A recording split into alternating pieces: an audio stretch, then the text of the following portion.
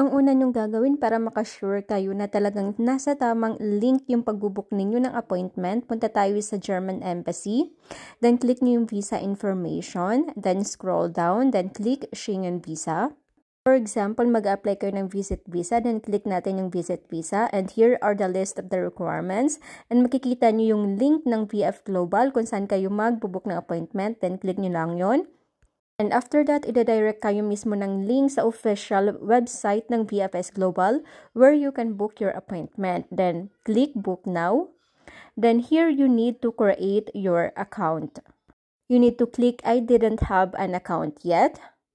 And after that, you need to put your active email and then your password.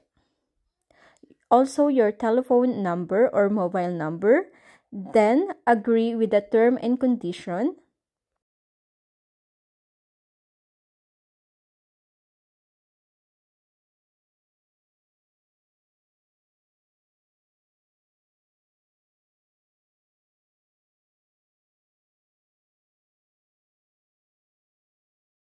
Then, if you are agree with the term and condition, you need to click the 3 small box here. And to verify that you are a human. Then click this one, then click register.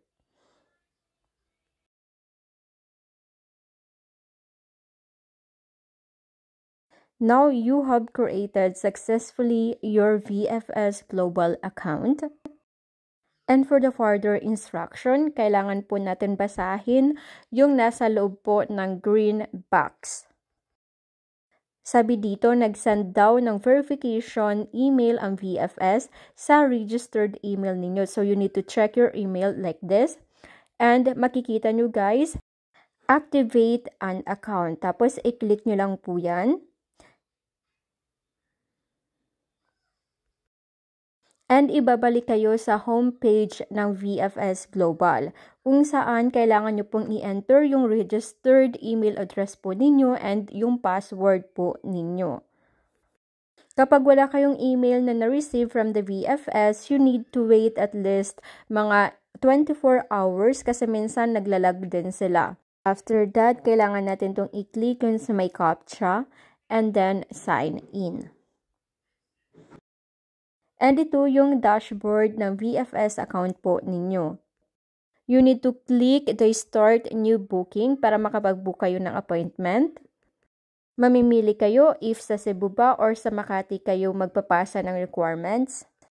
Tapos, choose your appointment category kung long stay visa pa or short stay visa. Visit po is short stay and your subcategory which is Schengen.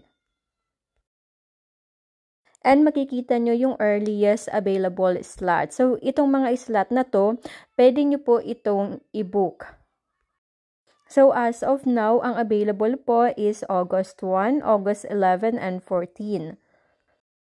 Just click continue if you want to proceed. Kapag nandito na kayo sa section na to, kailangan nyo pong basahin yung nakapula kasi ibig sabihin that is an important notice like, please wait for 28 seconds before saving your details and continuing.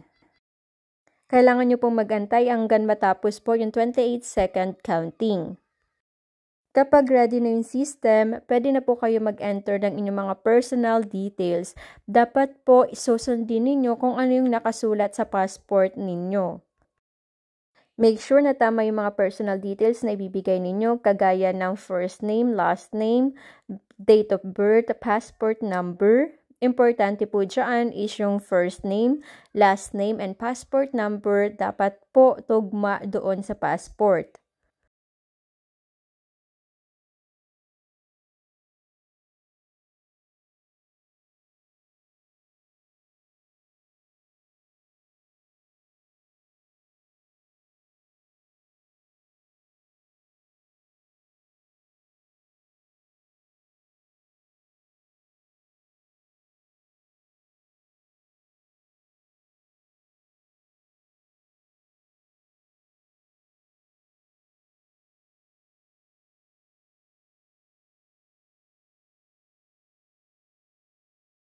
Then you need to re-enter again your email, yung ginamit nyo po pag-register sa VFS Global, kasi dito po isi-send yung inyo pong appointment confirmation.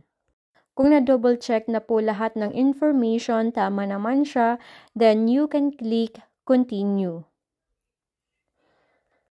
Your details summary. So, dapat po mag-a-appear dito yung pangalan ninyo. For example, applicant 1, Anna Smith. And mababasa nyo, meron pong service fee ang VFS Global amounting to 1,150 pesos. Payable po yan online and later ipapakita ko kung paano po yan babayaran. Isang tip ko sa inyo, kailangan mag-ready kayo ng GCash with this amount kasi mas mabilis po ang process ng pagbayad kapag GCash yung mode of payment. And then continue, nandito na po tayo sa book and appointment, yung calendar. Makikita nyo yung mga color green, ayan po yung mga available na slot. Pwede kayong mamili, basta po color green yung number. Yung gray, ibig sabihin that is not available.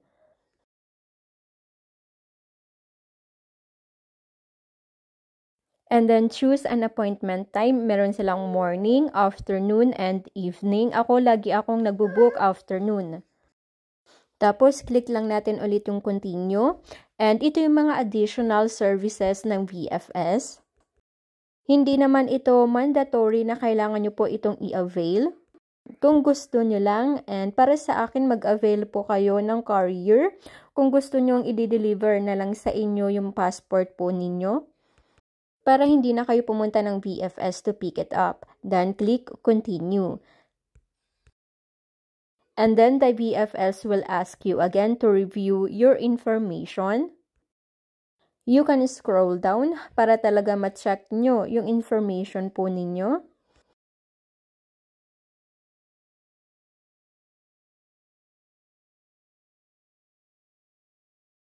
You need to agree with the term and condition again. I-click nyo lang po yan na tatlong box na yan. Then, click Pay Online.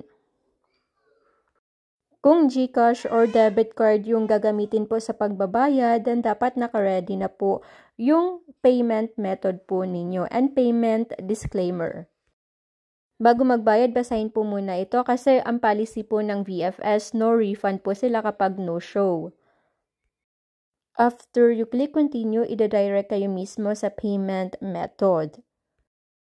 Pwede kayong gumamit ng GCash, Visa, Union Bank, GrabPay, Shopee, but for me, it's very convenient to use GCash. And yan, transaction is successful. Tapos na po ako magbayad for this appointment.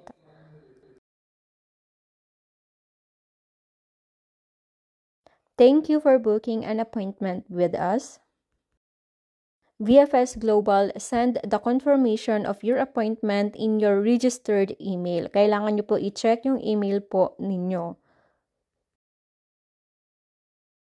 Ayan, nakikita nyo sa email ko, VFS Global. May dalawa silang PDF na pinadala sa akin in the email.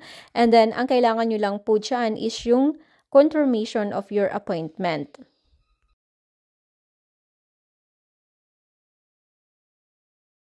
Ganito po yung itsura ng confirmation ng appointment. Kailangan nyo po itong i-print at dalhin po on the day of your appointment sa VFS Global. For example, hindi nyo agad po ito na-receive nung nagbayad kayo, mag-wait lang po kayo ng mga isang araw o kaya naman mag-login ulit kayo sa VFS Global account ninyo. Kasi may option doon na pwede nyo doon mismo i-download yung inyo pong confirmation of appointment. And that is for today's vlog. I hope marami po kayong natutunan. For assistance, email nyo po ako dito or follow my Facebook page.